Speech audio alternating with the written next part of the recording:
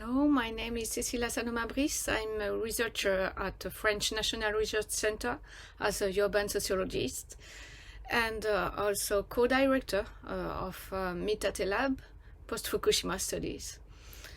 First of all, I really want to thank Professor Tsujiuchi and the research network WIMA to inviting me to co-organize these 2 days of Symposium. So I will present you some idea I had and some a part of my research on the reconstruction of the former evacuated area, analyzed through the prism of structural violence. But first of all, just some words on what is Mitate Lab. Mitate Lab is what we call a project, international research project from CNRS, gathering several institutions to work together in a pluridisciplinarity way to research.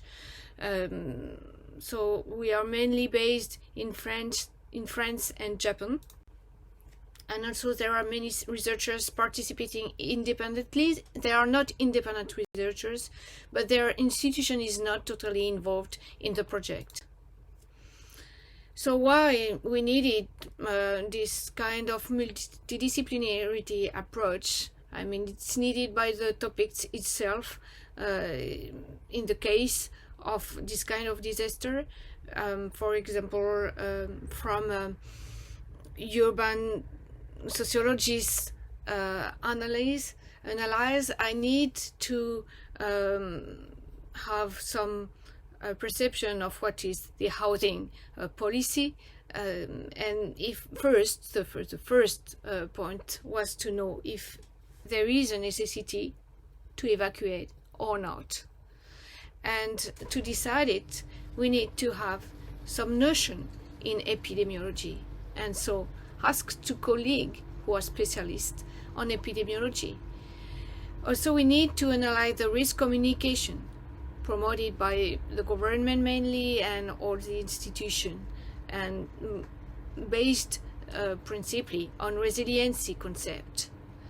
So we need to understand what is the contamination policy, how it works, is it work or not. Also have some notion of psychological aspects, which is very important in this environment.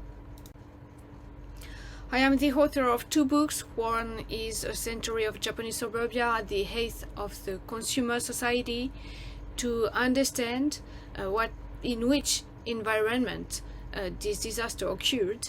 And the second one, which is Fukushima 10 years after, Sociology of a Disaster, in which I analyze all the different aspects of the catastrophe. So few informations as reminder of the situations at the time of the disaster and just after, for people who forgot it. So this is a map of the Ministry of Research in Japan, published in 2011, just to show that the contamination covered 7 prefectures, and not just only Fukushima prefecture. Tokyo is far away of 250 kilometers from Fukushima.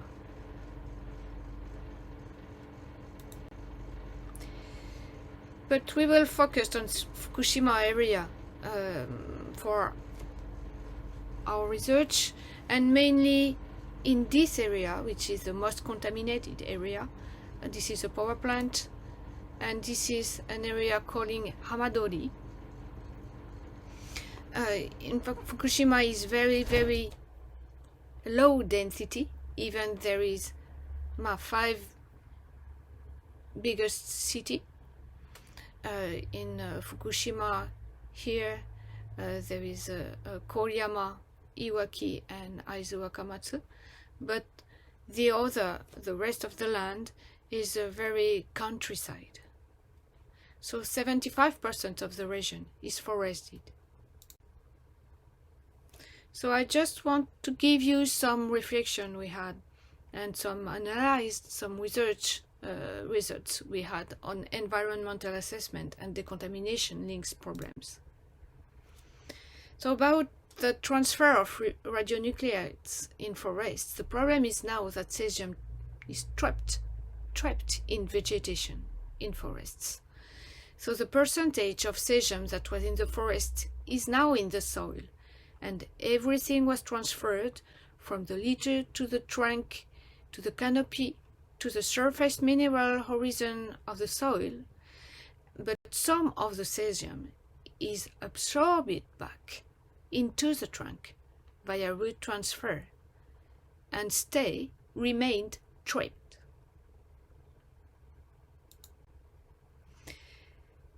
As you can see with this picture, it's not a light problem, because more of 75% of the territory is covered by forest, and decontamination does not work in the forest.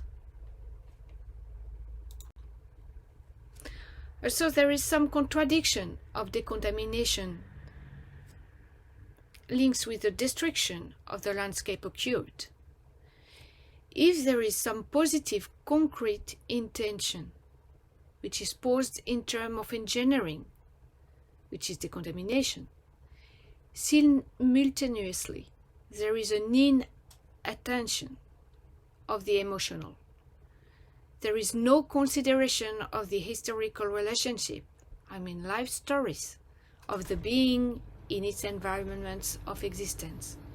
The inhabitants who returned are confronted with the landscape they no longer recognize, adding to the post-traumatic syndrome.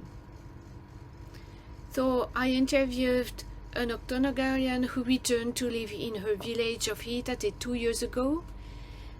Her name is Eiko Kano, and she confides us all this contaminated soil in these bags is soil that we have taken care of, that we have cultivated with love all our lives. It is animated by spirits like the rest of the living. Yet they move it around as if it were a thing, an object.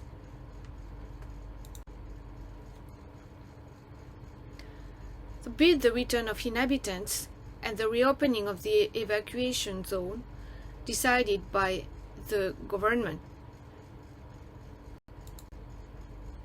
First of all, I need to say that the measures taken by the Japanese government are in accordance with the recommendation of the ICRP, which is International Commission of Radiological Protection, who decided in 2007 that after a nuclear accident, the limit can be moved from 1 millisievert per year to 20 millisievert per year for public exposure.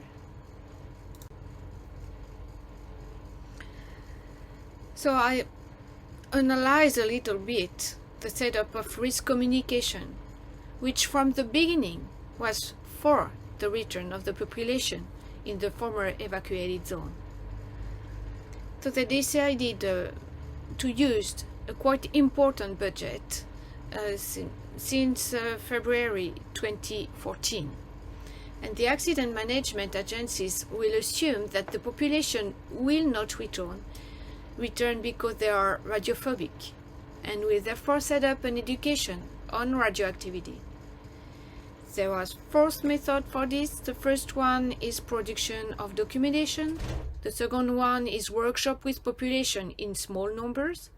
The third one is seminars with local politicians and institutions, mainly that occurred at Fukushima Medical University. And the fourth one outlines and advice points on radioactive risks. Another tools of risk communication for building resilience were the memorials. They built memorials all around the power plant, where nobody lived there. But anyway, what was interesting for me that the structure was the same in all over these memorials. And they use some psychological methods to generate resiliency. For example, when you arrive, a hostess takes you to a cinema room like this, in order to re-experiencing the disaster with a film on 180-degree screen or virtual reality goggles like this, with a positive ending, placing the event in the past. This psychology method is usually used by the army to create resiliency for soldiers when they come home traumatized after fighting in wars. After seeing this film, there is also explanation of the nuclear accident with black and white pictures. There is also an exhibition of objects found after the triple disasters, showing like very old one, etc. And they comparing this disaster with other industrial disasters in the world, sending the message that disasters are necessary for our technological progress and leveling the particularity of a nuclear accident as well as its dangerousness.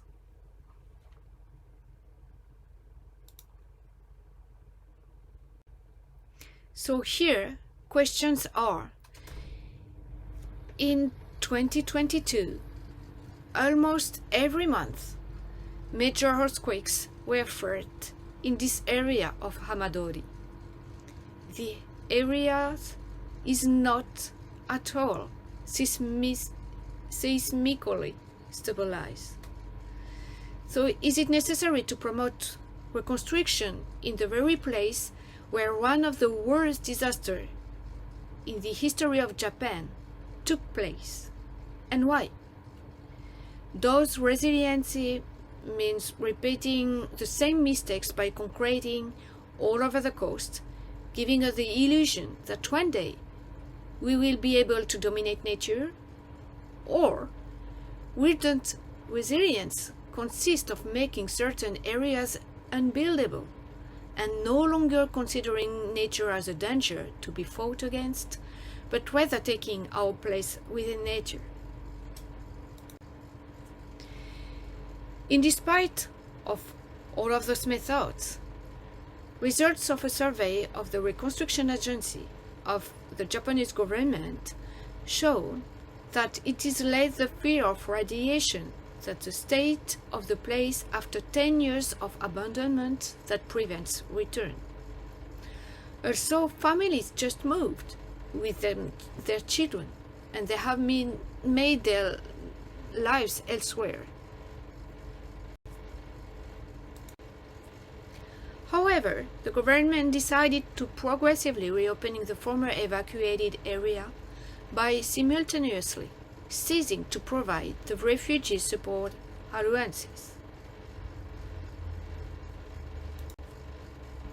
Since, despite the suspension of aid to the refuge, the majority of former residents do not plan to return. The government planned to pay people from outside Fukushima prefecture to move in with their families to the former evacuated area, turning the disaster into an opportunity to repopulate an area that was being depopulated even before the accident. So what about the deconstruction of the former landscape and the reconstruction of new towns?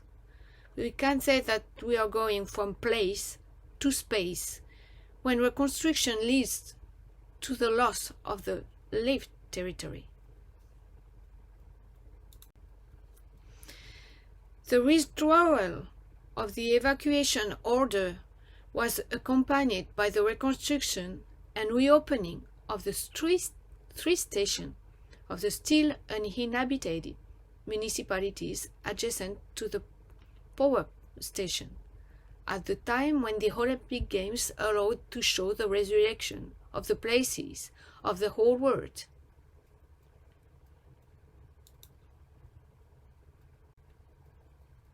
So 6 priority reconstruction areas were decided in the most polluted area, so you can see them in blue. And when I went to see what it was, I saw that at one point there is some building calling Michi-no-eki in the town of Namie, which is very new, very clean, built, in wood to make some appeal with the ecology intention. And if you are walking just 100 meters from there, all is destroyed just like after the disaster. So I decided to move on and let's see what is the landscape around the Futaba station. And this is this landscape. So the station itself is new, but around there is no more this blue thing you can see, Futaba Tatabi, and the next picture also is now a new settlement housing here, just for 20 persons or something like this, because nobody wants to come back here. And when you are working just a few meters from there, all is destroyed. There is this kind of landscape you can see just under. So I decided to go to Okumamachi. And this is the same thing. There is just a station new, and all around the station, all is destroyed. And the level of radiation here, in Okuma particularly, is really high. That means around 5 microsievert per hour.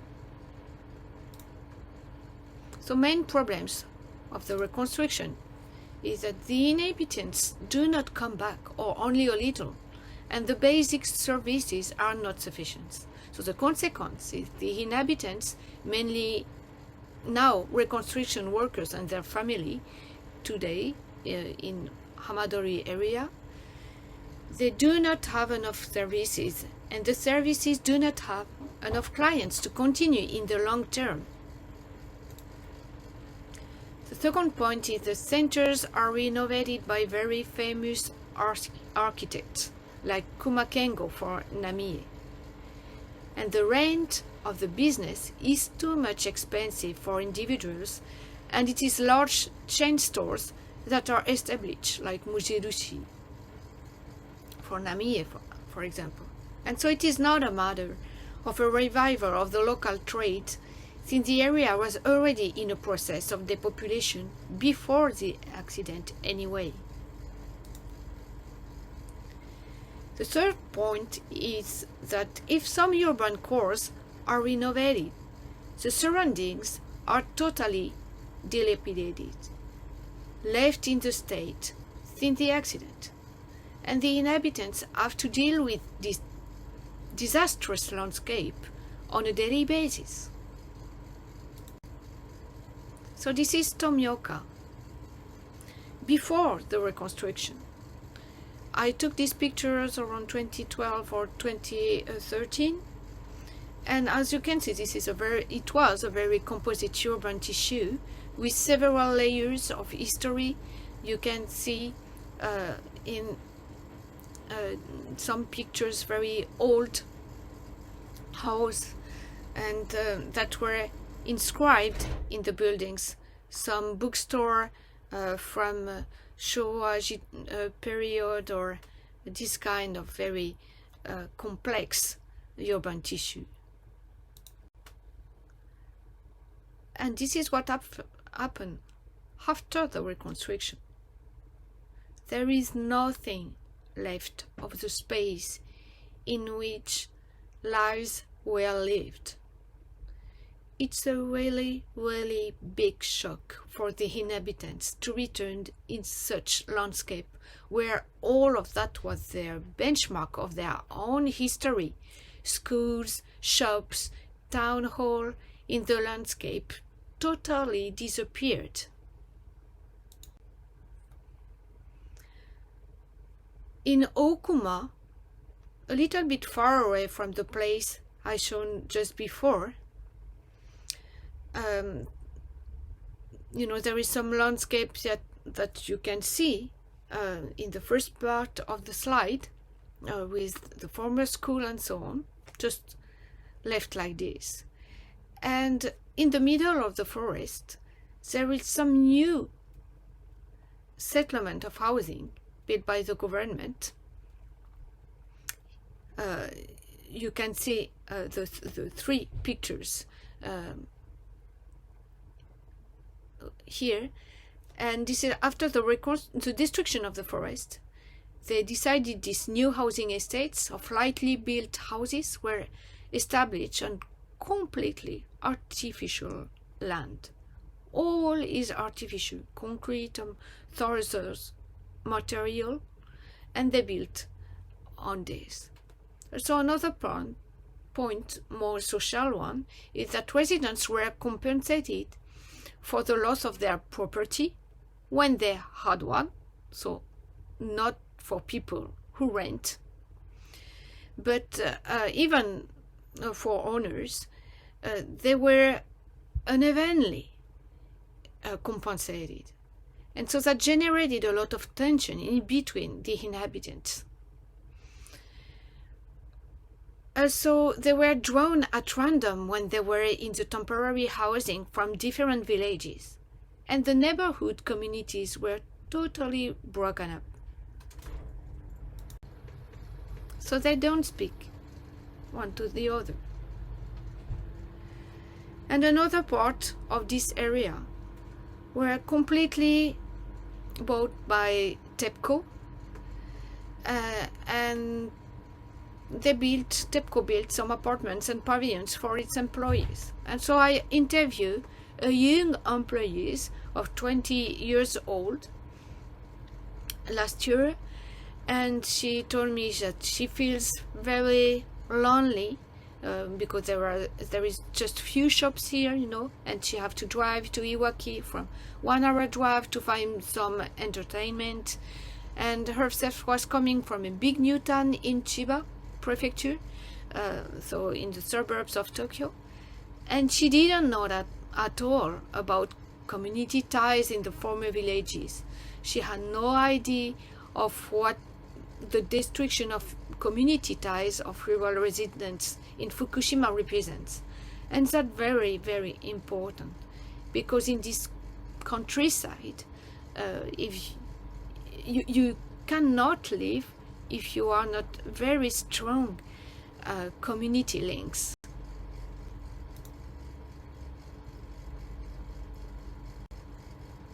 So the nuclear accident is such kind of catalyst for our offshore societies. Through the artificialization of the place that are remodeled and whose surfaces will be artificialized in some places, the reconstruction caused by the nuclear accident will be the catalyst of processes already present in our societies that are gradually invaded by a globalizing urban, which produces almost identical living space all over the world because they respond to similar economic logics that determine them. These spaces, annihilating all culture, all relationship to place, and all relationship to the history of place, that is to say, all identity emerging from place, will fuel the creation of offshore societies that no longer have any link, any contact, any exchange with the environment that welcomed them and who which they should be a part in order to understand the other living beings that make up the biosphere. This process goes totally against the current discourses of SDGs, according to which we must become aware of our environment to better protect it.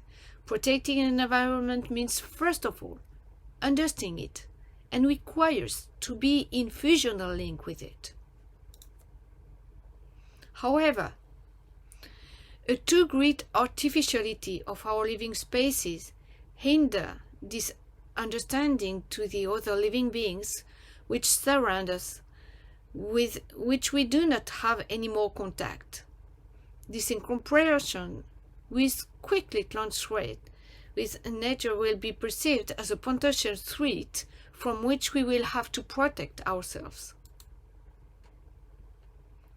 And a good concrete example of this is the dikes built on the seafront in Tohoku to protect against tsunami, and in fact allow to rebuild where the tsunami came during the accident. During the catastrophe. So as a conclusion, beyond the suffering of the people who are partly forced to return to live in these devastated places, we can conclude that our societies have part becoming totally schizophrenic. It seems that the memory of events is no longer there for us to protect from past disaster, but is in turn constitutive of a society of the spectacle, encouraging more and more destruction of our environment, promoting an economic necessity of production, while crying over the destruction of the same environment and building up its loss. Thank you for your attention. ご清聴ありがとうございました。